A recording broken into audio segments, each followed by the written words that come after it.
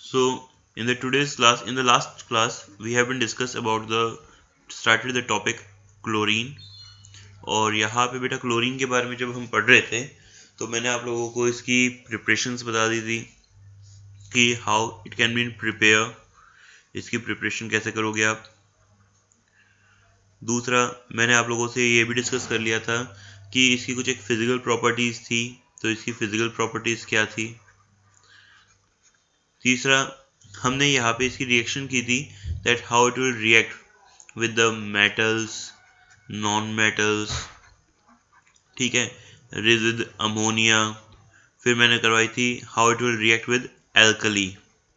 Last topic मैंने करवाया था एल्कली, और मैंने कहा था ये एल्कली वाली reaction one of the most important reaction आती है, बिकॉज ये क्वेश्चन अक्सर आपसे पूछा जाएगा that what will be the product form when the chlorine reacts with alkali. Alkali in the sense NaOH। यहाँ पे हमारे पास क्या हो जाएगा, दो केसेस होते हैं।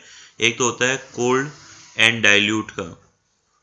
कोल्ड एंड डाइल्यूट में होगा क्या, it will form NaCl and NaClO, ये फॉर्म होता है, प्लस में water molecule will B form released out.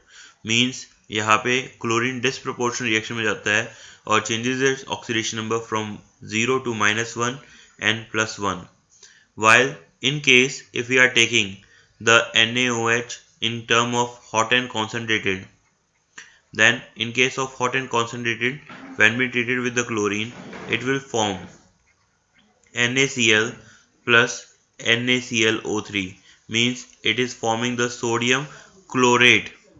ठीक है, तो क्लोरेट की फॉर्मेशन हो रही है, साथ में वाटर मॉलिक्यूल रिलीज हो रहे हैं। यहाँ पे भी क्लोरीन शिफ्ट डिस्प्रोपोर्शनेट हो रहा है into the term of -1 and +5। तो आपको ये बात याद रखनी पड़ेगी कि किसके अंदर, कोल्ड एंड डाइल्यूट के अंदर तो +1 तक जाएगा सिर्फ, जबकि in case of hot and concentrated ये रिएक्शन +5 ऑक्सीडेशन नंबर तक चली जाएगी। एक रिएक्शन जो कि आप लोग हमेशा से लिखते आए हो, 10th क्लास के अंदर भी आप लोगों ने पढ़ी है, और वो है क्या, reaction with bleaching, reaction with slake lime. Alkali ही है वो भी। तो when chlorine reacts with slake lime, when chlorine reacts with slake lime, it produces bleaching powder। क्या प्रोड्यूस करता है बेटा, आपका ब्लीचिंग पाउडर को प्रोड्यूस करता है। ठीक है, अब यहाँ पे ब्लीचिंग पाउडर जो प्रोड्यूस हो रहा है, यहाँ पे उसके लिए हमारे पास एक्चुअली रिएक्शन में होता क्या है, ये बनाता है बेटा CaCl2 प्लस में CaOCl ट्वाइस, ये प्रोडक्ट की फॉर्मेशन होती है। साथ में वाटर मॉलिक्यूल रिलीज होगा रिएक्शन के अंदर।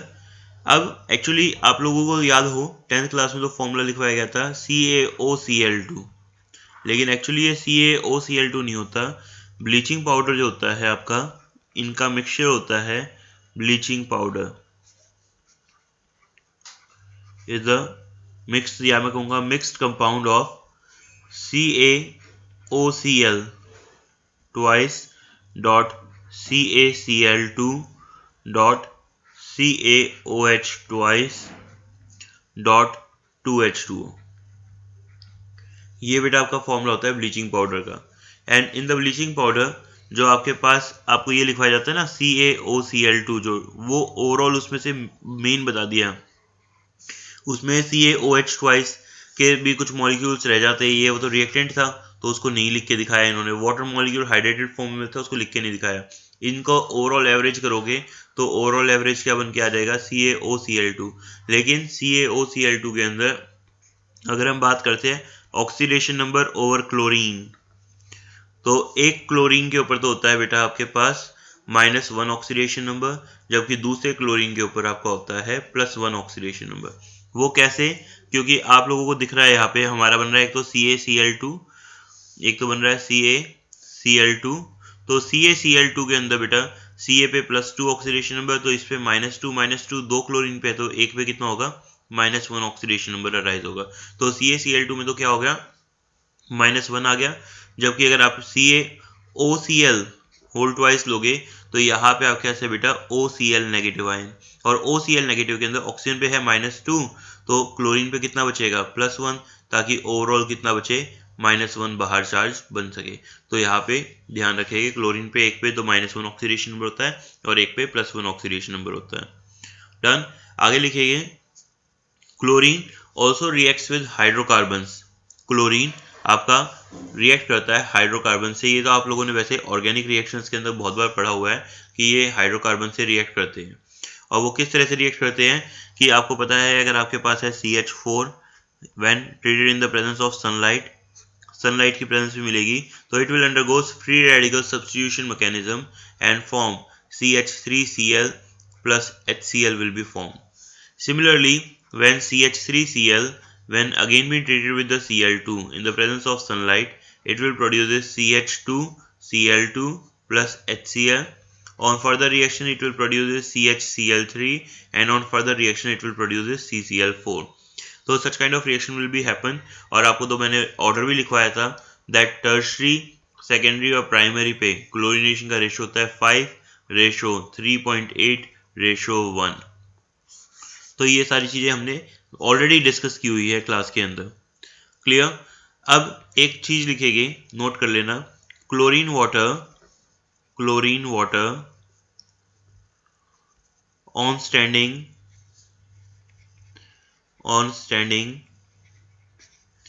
loses its yellow color, उसका येलो कलर लूज हो जाता है। क्लियर। तो क्यों हो जाता है, एक्चुअली क्या होता है, आपने H2O प्लस में Cl2 को ट्रीट करवाया, तो जैसे ये आपस में रिएक्ट करेंगे तो आपको पता है दो प्रोडक्ट मिलने वाले आपको, HCl प्लस में HOCl, ये दो प्रोडक्ट मिलेंगे। ठीक है। तो अब यहाँ पे एक्चुअली होता क्या है, ये जो HOCl बना, ये फर्दर मैंने आपको पहले भी उस दिन रिएक्शन में लिखवाया था, ये फर्दर बेटा आपका डिसोसिएट हो जाएगा आपका into the term of H2O, नहीं sorry, it will dissociate into the term of HCl plus nascent oxygen. Clear. तो बेटा यहाँ पे ये रिएक्शन आपकी अकर होती है, और when HOCl again when produces the HCl in the nascent oxygen, तो ये क्या होगा बेटा, नेसेंट ऑक्सीजन जो होता है वो ब्लीचिंग एक्शन शो करता है, और ब्लीचिंग एक्शन शो करता है तो कलर्ड सब्सटेंसेस कैसे हो जाते हैं, कलरलेस हो जाते हैं। और वैसे भी क्लोरीन वाटर का कलर थोड़ा सा येलो रहता है ना, वो क्लोरीन की प्रेजेंस की वजह से रहता है। अब यहाँ पे क्लोरीन तो सारा का सारा खत्म हो गया, सारा का सारा किसमें कन्वर्ट हो गया, HCl और HOCl में, जो कि फर्दर डिसोसिएट होके HCl बना चुका है। तो उस केस की वजह से भी हम कह सकते हैं कि इसका कलर जो होगा वो कलरलेस हो जाएगा। डन। Also right. अगर आपसे क्वेश्चन पूछा जाता है that chlorine acts as bleaching agent, how can you show it?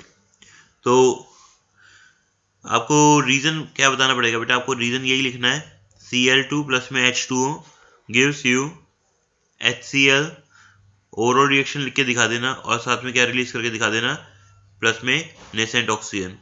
So it is releasing the nascent oxygen. तो नेसेंट ऑक्सीजन क्या करता है, व्हेन कलर्ड सब्सटेंस होता है कोई भी आपका coloured substance when comes in contact with the nascent oxygen it becomes colorless, और कलरलेस हो गया तो इसी एक्शन को क्या कहा जाता है बेटा, ब्लीचिंग एक्शन कहा जाता है। डन। तो आगे लिखिएगा, नेक्स्ट अगली लाइन में लिखिएगा, chlorine also acts as oxidizing agent, chlorine also acts as oxidizing agent। ठीक है। कैसे करेगा बेटा, because it converts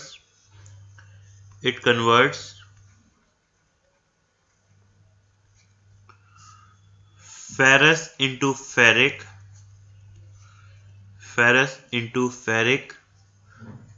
sulfite into sulfate, sulphur dioxide into sulfuric acid, iodine into iodic acid,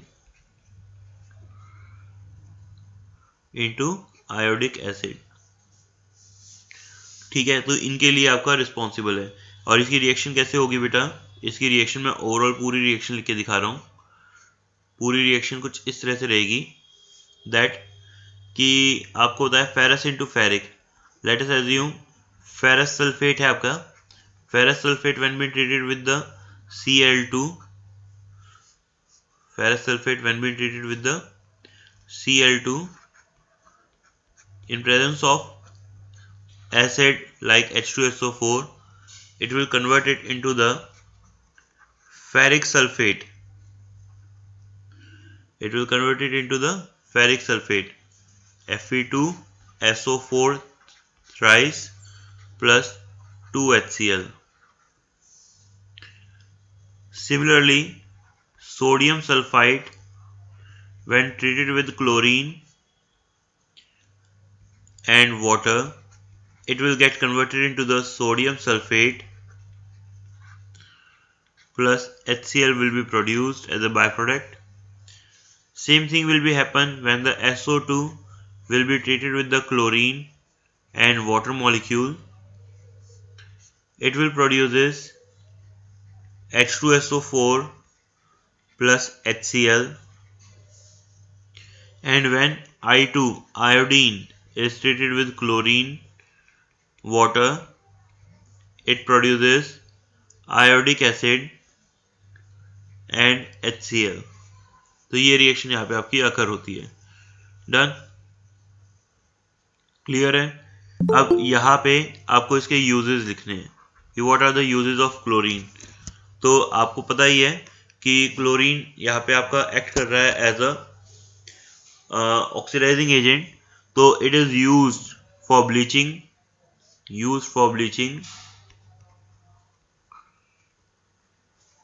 wood pulp, ठीक है, cotton and also used in textile industry.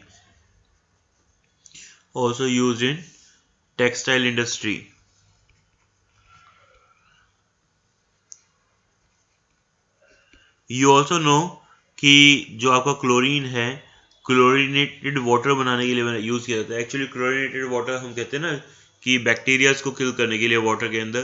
तो मैं कहूँगा क्या, it is also use to clean the water cleansing के तौर पे भी यूज होता है आपका, ठीक है। तो वहां पे भी लिख लीजिए आप कि it is use to clean water as well as. कई बार बेटा इसके अंदर हमारे जो पेपर में क्वेश्चन पूछा जाता है वो पूछा जाता है कि इट इज ऑल्सो यूज, या क्वेश्चन एक है आपका, मैं कहूँगा कि name any two gases which are made up of poisonous gases which are made up of chlorine. तो उस तरह से आपसे क्वेश्चन पूछे जाते हैं। तो उसके अंदर लिख लेना use to make poisonous gases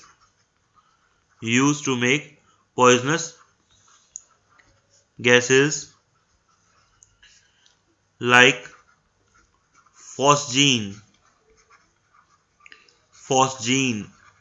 का फॉर्मूला होता है COCl2। और एक्चुअली फॉस्जीन जो होता है ना बेटा वो आपका बनता है क्लोरोफॉर्म से। एक्चुअली आपके पास जो क्लोरोफॉर्म होता है उसको एक खास बात कही जाती है कि उसको ओपन नहीं रखते। मतलब अगर बॉटल है, अगर आपकी हाफ हो गई है तो उसमें दोबारा से अल्कोहल को मिक्स करके रख देंगे, दोबारा से फुल करके रखेंगे, लेकिन हाफ बॉटल को नहीं रखते। बिकॉज बॉटल को अगर ओपन रखोगे तो उस केस में क्या होगा, जैसे ही बॉटल थोड़ी सी भी ओपन होगी तो कुछ मॉइस्चर के मॉलिक्यूल तो उसके कांटेक्ट में आएगी, और मॉइस्चर के कांटेक्ट में आएंगे तो उस केस के अंदर ये क्या प्रोड्यूस करते हैं, it produces the poisonous gas like phosgene, और फॉस्जीन की फॉर्मेशन कर लेते हैं। तो इस वजह से, और बाद में अगर आप सोचेंगे क्लोरीनेशन को हम इसको यूज कर रहे हैं, तो लेकिन इसको यूज करने के अंदर क्या होता है, आप तो ले लेते हैं सिंपल क्लोरोफॉर्म को यूज करने के लिए, लेकिन साथ में पॉइजनस गैस भी आपके अंदर चली जाती है, तो उससे डेथ तक हो सकती है इंसान की। तो इस वजह से बॉटल जैसे ही हाफ होती है उसको दोबारा से फुल करके रखा जाता है। दूसरी गैस जो यूज होती है वो होती है टीयर गैस।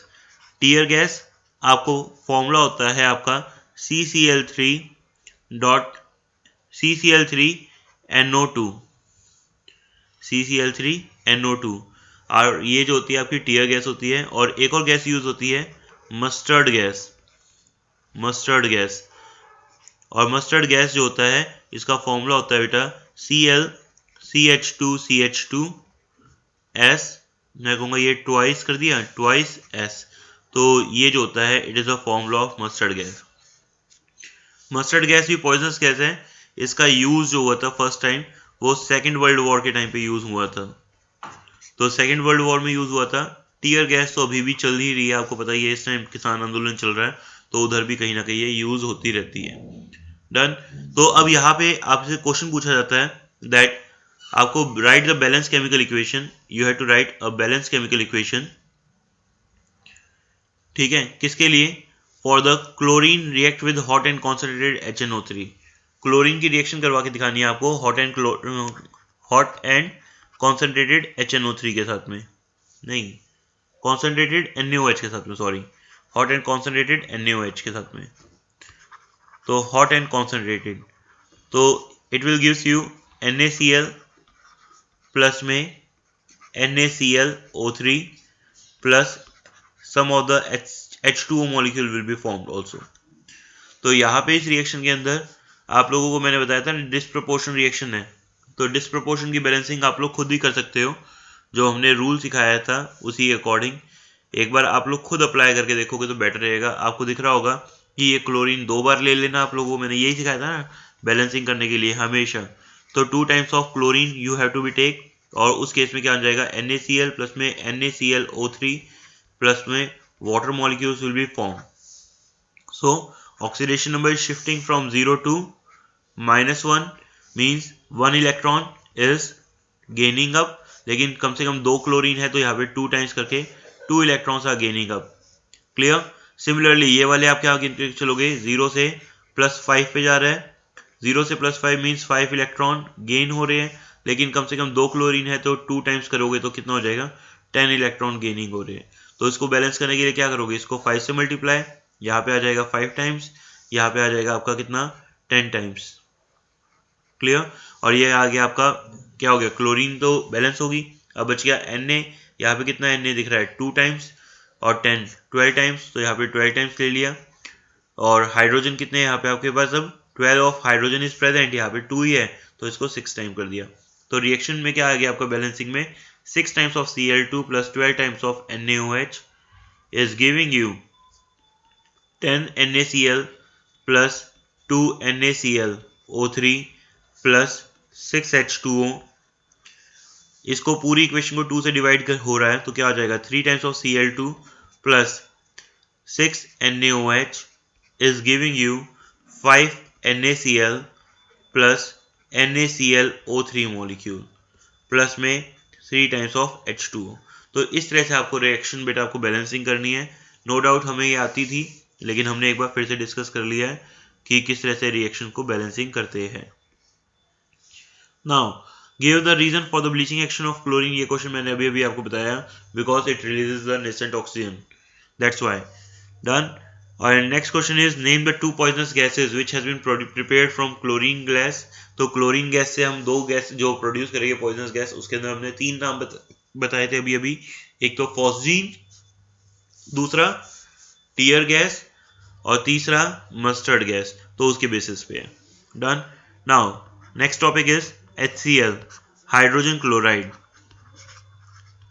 हेडिंग डालेंगे हाइड्रोजन क्लोराइड। नेक्स्ट टॉपिक आ गया हमारा। और इस टॉपिक के अंदर क्या होगा बेटा, मैंने आपको जैसे बताया भी था, first it was been prepared by Glauber, because हमें ग्लूबर सॉल्ट भी पढ़ते हैं ना, Na2SO4, तो वो यही से आया था। ठीक है, इन 1648 फ्रॉम कॉमन सॉल्ट। इसने किससे बनाया था, कॉमन सॉल्ट को रिएक्ट करवाया था विद कॉन्सेंट्रेटेड H2SO4। तो यहाँ पे when NaCl is treated with H2SO4 it will produces first, क्या प्रोड्यूस करेगा, NaHSO4 sodium bisulphate plus HCl will be release out। HCl gaseous form में, फ्यूम्स की फॉर्म में बाहर निकलती है यहाँ पे इस रिएक्शन के अंदर। क्लियर।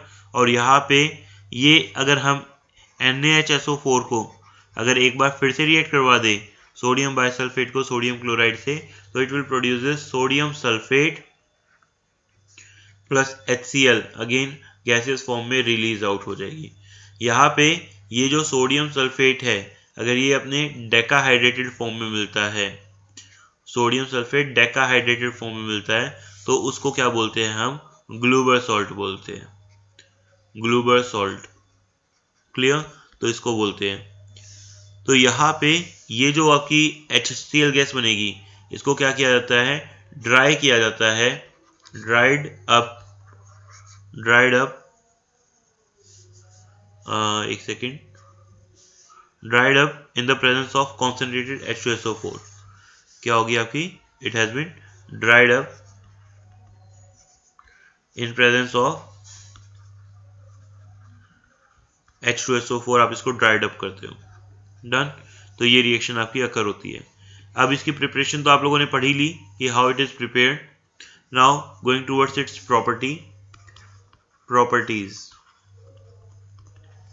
प्रॉपर्टीज की बात करोगे तो HCl आप लोगों ने लैब में देखा भी होगा, it is a colourless liquid, colourless वैसे तो गैस है लेकिन एक्चुअली क्या होता है हम इसको हाईली सोल्यूबल बोल के लिक्विड फॉर्म में कन्वर्ट कर लेते हैं। चलिए लिख लीजिए, colourless gas having pungent smell, having pungent smell, done. Highly soluble in water, highly soluble in water, ठीक है। अगला लिखेंगे freezing point 159 kelvin while boiling point is 189 kelvin, 189 kelvin.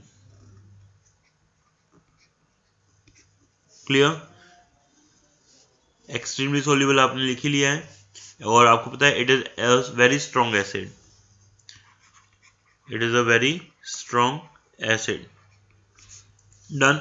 तो ये सारी चीजें आप लोगों ने पहले से भी आप लोगों को पता थी लेकिन ये बार हमने डिस्कस कर ही ली है।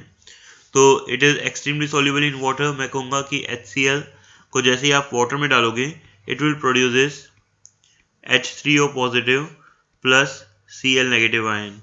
तो ये तो आपने पढ़ा भी है कि ये एक एसिड है तो इसके लिए ये एक्ट करके दिखा रहा है एज अ कॉन्जुगेट बेस, है ना। और कॉन्जुगेट बेस है तो उसके रिगार्डिंग आपके ये जो पार्ट्स है आपके इनके कॉन्जुगेट पेयर्स बन जाएंगे कि ये क्या हो जाएगा, इसका कॉन्जुगेट बेस, और ये आपका आ जाएगा कॉन्जुगेट एसिडिक पार्ट जिसको आप बोलते भी थे Bronsted acid and the Bronsted base, ठीक है। तो वो सारी चीजें कन्वर्ट हो जाएगी। क्लियर, आगे लिखेंगे it is a very strong acid, it is a very strong acid, it reacts with ammonia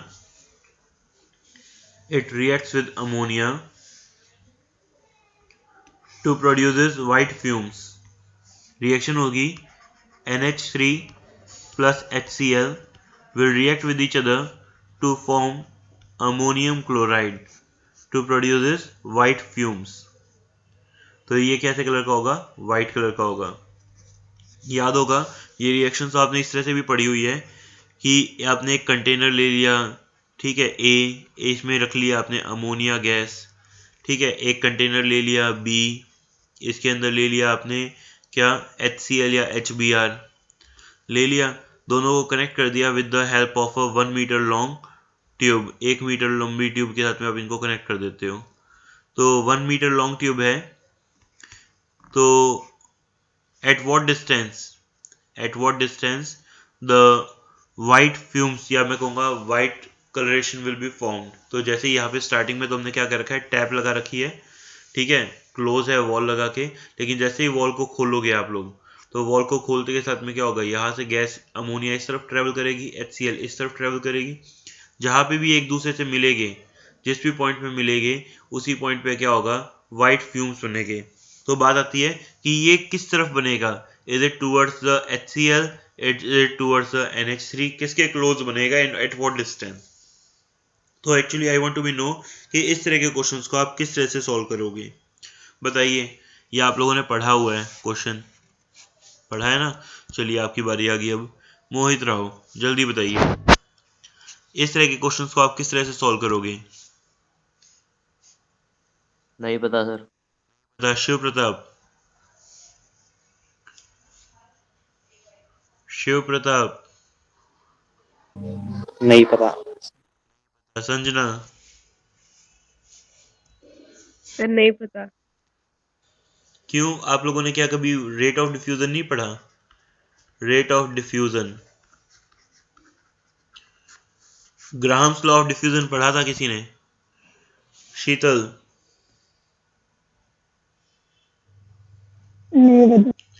topic ही नहीं पढ़ा। अनिल, अनिल,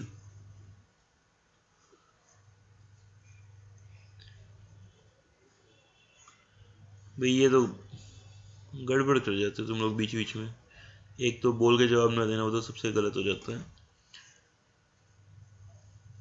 चलिए मैं ही बताता हूँ बेटा।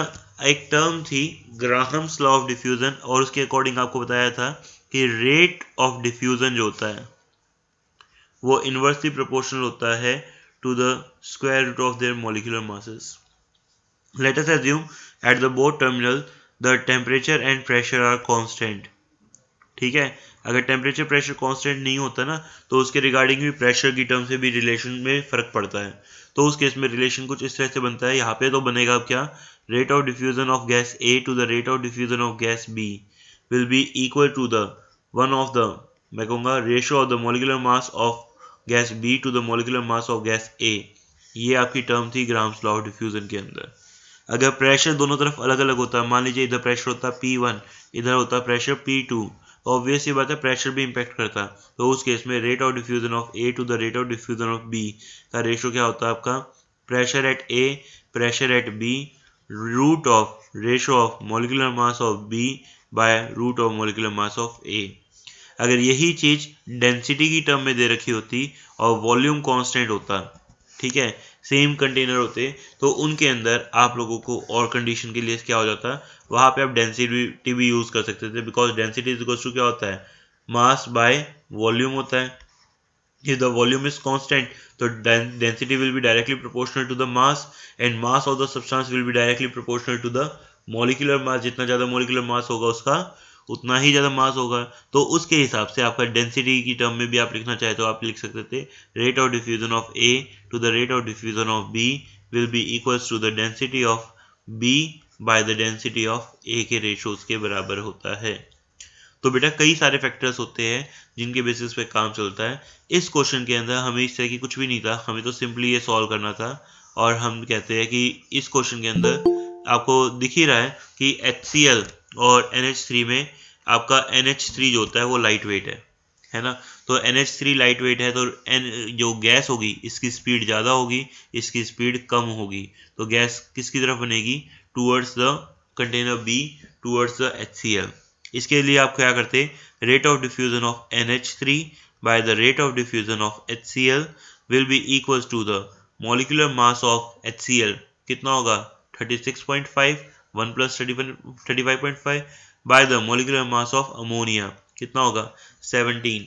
जब ये इसको सॉल्व करोगे तो ये वैल्यू आपकी अप्रोक्सीमेटली ले रहा हूँ, वैसे ही 2.1 समथिंग आ रही है और 2.1 समथिंग आ रही है, मतलब मैं इसको बोल सकता हूँ ये 1.6 के आसपास है, 1.5 है या 1.4 है, कुछ भी मान लिया। एक बार मुझे नहीं पता एक्चुअली क्या वैल्यू आएगी, तो मुझे ये पता चल गया कि इसकी वैल्यू अगर मैं एग्जैक्ट पॉइंट भी पता करना चाहता हूँ कि ये कितनी डिस्टेंस से बनेगी तो वो इससे कैलकुलेट हो रहा है।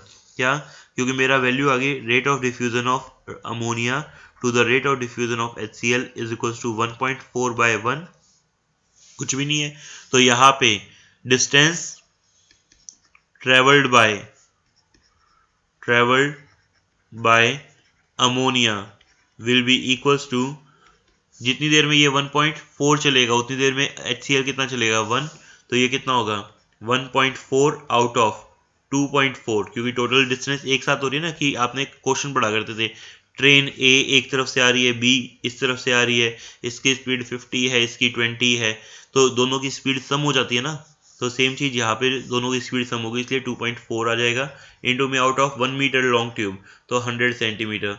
तो ये डिस्टेंस को आप सॉल्व करोगे तो ये 60 70 जो भी आएगा आपका 60 65, तो उतने centimetre distance from the ammonia travel करेगा अपनी साइड से, और उससे कम जो है मैं कहूँगा कि ये जो आप कैलकुलेशन कर रहे हो यहाँ पे, तो यहाँ पे से तो 65 सेंटीमीटर के आसपास आंसर आ जाएगा, और यहाँ से आ जाएगा 35 सेंटीमीटर के आसपास आंसर। जो भी आंसर आएगा अप्रोक्सीमेटली कैलकुलेशन आपकी।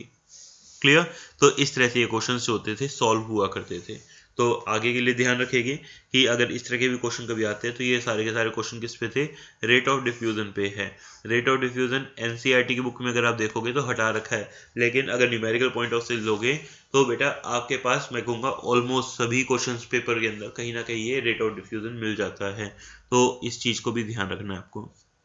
Coming to the next point की तरफ चलते हैं और रिएक्शन लिखेंगे व्हेन लिखेंगे HCl gas is also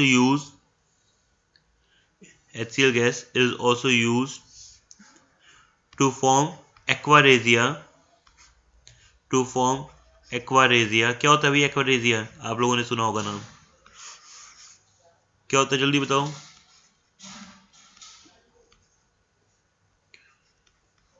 भैया आप बोल के जवाब नहीं दे रहे, आप में से किसी को नहीं पता? बिल्कुल 3:1 HCl and the concentrated HNO3 का जो रेशो होता है 3:1 में, तो वो क्या होता है आपका एक्वारेजिया होता है। और ये आपका क्या होता है, यूज होता है, use to dissolve metal like gold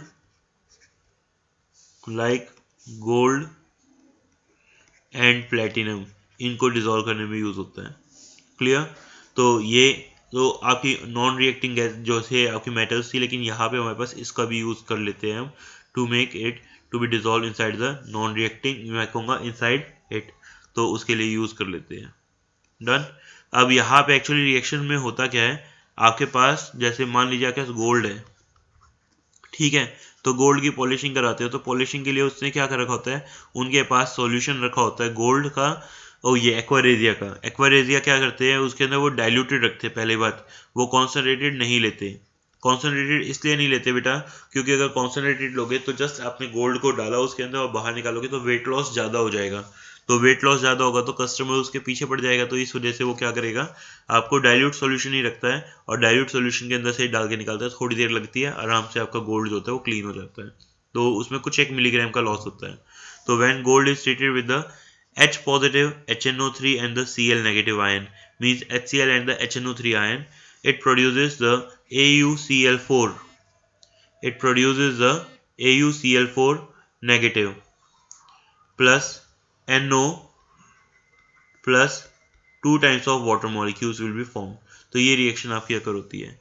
While when the platinum is treated with the HCl and HNO3 means aquaresia solution, तो उस केस के अंदर क्या आता है आपका 3 प्लेटिनम प्लस में 16 H पॉजिटिव प्लस में 4 NO3 नेगेटिव आयन प्लस में 18 Cl negative, it produces PtCl6 2 negative plus 4 times of NO plus H2O is form. तो यहाँ पे एक्चुअली इस रिएक्शन में क्या होते हैं, ये सॉल्युबल कॉम्प्लेक्सेस बनते हैं, और सॉल्युबल कॉम्प्लेक्सेस बनते हैं तो ये तो खुद सॉल्युबल होके वहीं पे रह जाते हैं, जबकि बाकी गैसेस जो भी होती है, बाकी चीज़ें जो होती है, गोल्ड जो भी ऊपर से है वो रिमूव हो जाएगा और उसको वो उसके अंदर ही रख लेगा, तो ये रिएक्शन होती है। अब यहाँ पे जो एक्वारेज या गोल्ड सिल्वर वगैरह किसी को भी आप करते हो कन्वर्ट, तो बेटा वो दुकानदार जो होता है वो गोल्ड इन प्लेटिनम को इनको जो है सॉल्यूशन को भी दोबारा से रीसेल कर देते हैं, और यहाँ से हम ये सॉल्युबल कॉम्प्लेक्स की फॉर्म में जो गोल्ड और प्लेटिनम प्रेजेंट होते हैं उसको रिकवर तक कर लेते हैं। तो ये सारी रिएक्शन होती है। नाउ आपको पता है HCl के बारे में पढ़ रहे हो, HCl is a strong acid, तो HCl is a strong acid, तो एसिड वाली जितनी भी रिएक्शंस है वो तो सभी के सभी करेगा ही करेगा ये। It reacts with the sodium carbonate, it can react with the sodium bicarbonate, it can react with the sodium sulphate, तो ये सभी के सभी रिएक्शन जो भी है सल्फाइड, तो सभी रिएक्शन आपके अकर करेगा। और आपके अपने अकॉर्डिंग प्रोडक्ट बनाएगा। और जब आप इनको रिएक्ट करवाओगे तो आप प्रोडक्ट खुद ही बना सकते हो। क्या बन जाएगा? NaCl plus H2O plus CO2 will be form. यहाँ पे बन जाएगा NaCl प्लस H2O, वही सेम रिएक्शन है, प्लस CO2, और यहाँ पे बन जाएगा NaCl plus H2O plus SO2 gas will be form. तो ये रिएक्शन कुछ एक अकर होती है। डन। अब यहाँ पे आ जाते हैं what are the uses of HCl। तो यूजेस ऑफ HCl तो आपको पता है बहुत जगह पे यूज होगा। मैं कहूँगा HCl अमोनियम क्लोराइड बनाने में यूज होता है। ठीक है, आपने पढ़ा है ग्लूकोज जो होता है उसको हाइड्रोलिसिस के दौरान मैनी हाइड्रोलिसिस रिएक्शन के अंदर होता है। मैनी रिएक्शंस, मैं कहूँगा रिएक्शंस में लेबोरेटरी रिएजेंट के अंदर यूज होता है, लेबोरेटरी रिएजेंट के तौर पे यूज होता है। क्लियर? तो बहुत जगह पे ये यूज होता है, मेडिकल के अंदर, मेडिसिन के अंदर। आप लोगों ने देखा होगा जितनी भी खांसी की दवाई होती है आप लोगों की, कफ सिरप, सब में हाइड्रोक्लोरिक एसिड भी उसके अंदर मिक्स होता है। तो इस तरह से आपके पास lot of reactions, lot of compounds are present. Done. Now heading is about next term पे चल रहे। एक क्वेश्चन आता है, पहले एक क्वेश्चन है कि when HCl reacts with finely divided metal, divided iron, मतलब आयरन पाउडर से रिएक्ट करवाना है, it forms FeCl2 not FeCl3। ये फेरस क्लोराइड बनाता है, फेरिक क्लोराइड नहीं बनाता। वाई? ठीक है, तो आंसर बनता है actually when iron reacts with HCl it produces ferrous chloride plus hydrogen gas release.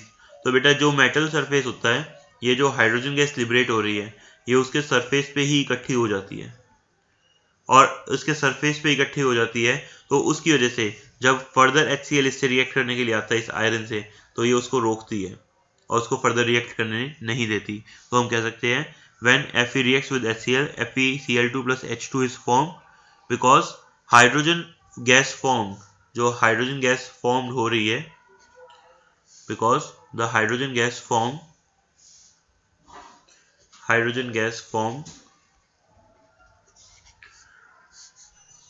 get collected over the surface of metal,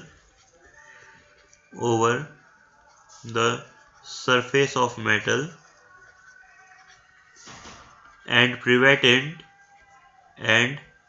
prevent it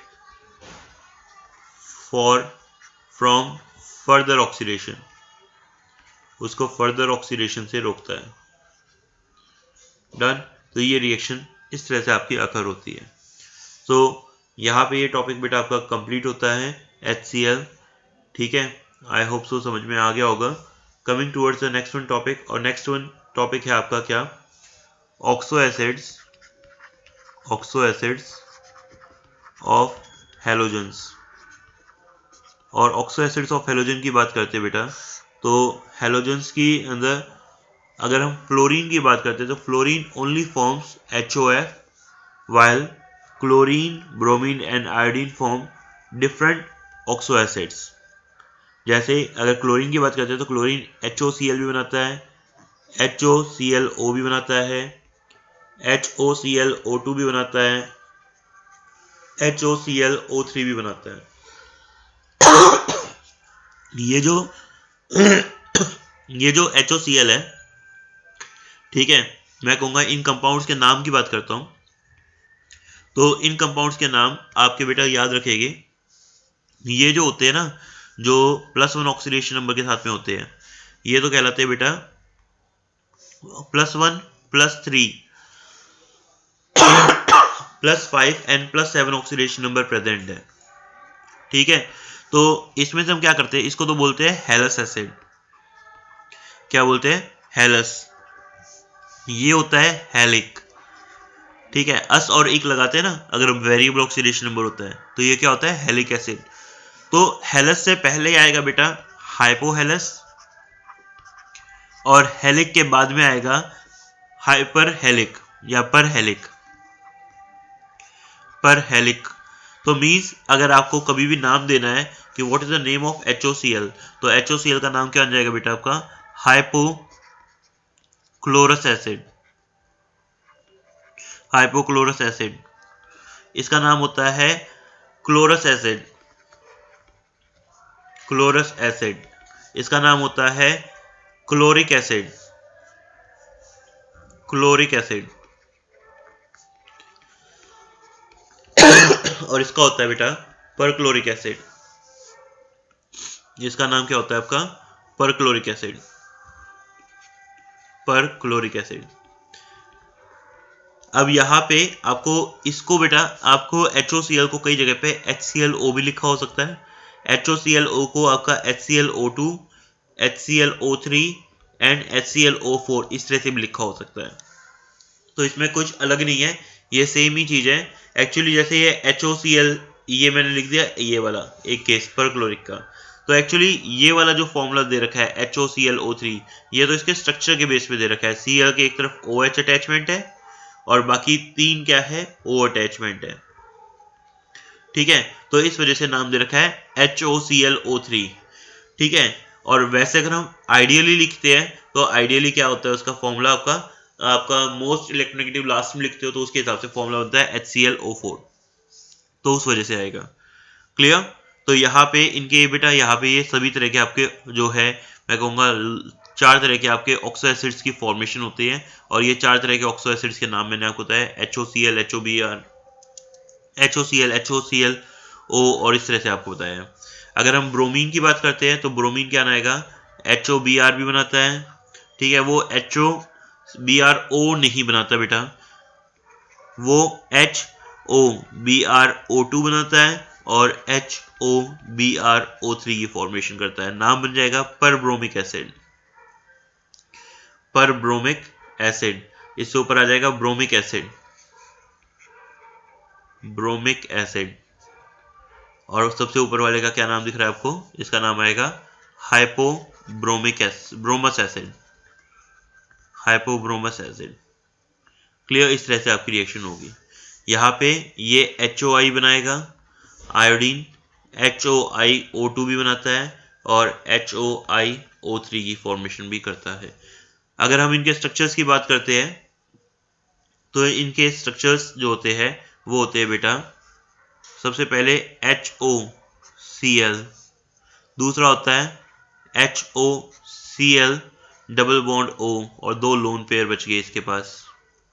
इस तरह से इसके पास 3 के 3 लोन पेयर बचे हुए हैं HOCl के पास। अगर आप ले रहे हो HOClO2 तो डबल बॉन्ड O हो जाएगा बेटा, एक यहाँ डबल बॉन्ड O हो जाएगा, एक लोन पेयर बच जाएगा। और HClO4 लोगे तो HOClO4 के अंदर O3 के अंदर क्या होगा? स्ट्रक्चर कुछ इस तरह से बनेगा, दिस वन। बेटा यहाँ पे सभी के अंदर अगर आप कंसीडर कर रहे हो तो यहाँ पे हाइब्रिडाइजेशन सब में कैसी आ रही है? sp3 आ रही है। Hybridization is occurring sp3 hybridization is occurring here. अगर हम ऑक्सीडेशन नंबर की बात कर रहे हैं तो oxidation number over the chlorine +1, +3, +5 and +7 oxidation number is occurring here.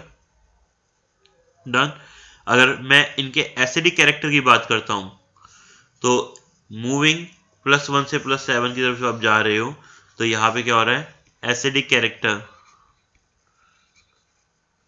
Character increases due to more electron withdrawing group attach।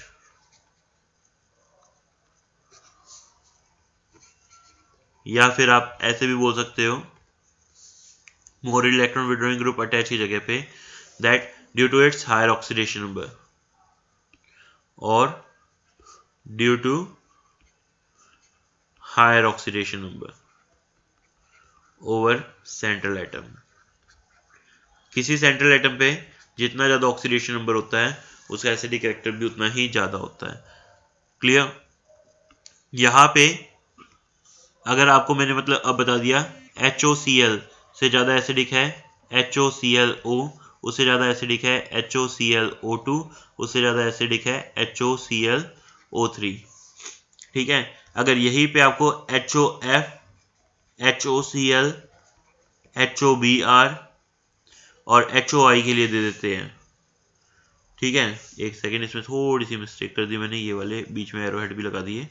यहाँ पे HOI, तो उसमें आप देखोगे कि सेंट्रल एटम जो होता है ना, जितना ज़्यादा मोर इलेक्ट्रोनेगेटिव होता है उसका एसिडिक कैरेक्टर उतना ही ज़्यादा होगा।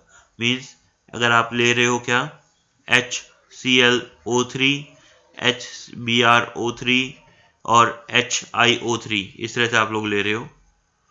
ठीक है, HBrO3 एंड HiO3, तो उसके अंदर बेटा सेंट्रल एटम किसका ज़्यादा मोर इलेक्ट्रोनेगेटिव है? क्लोरीन का, तो क्लोरीन वाले का एसिडिक कैरेक्टर ज़्यादा होगा।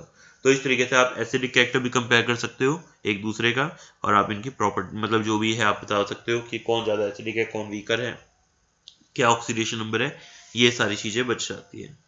अब आपका टॉपिक आएगा आपका बेटा इंटर हैलोजन कंपाउंड्स, वो हम कल की डेट में करेंगे।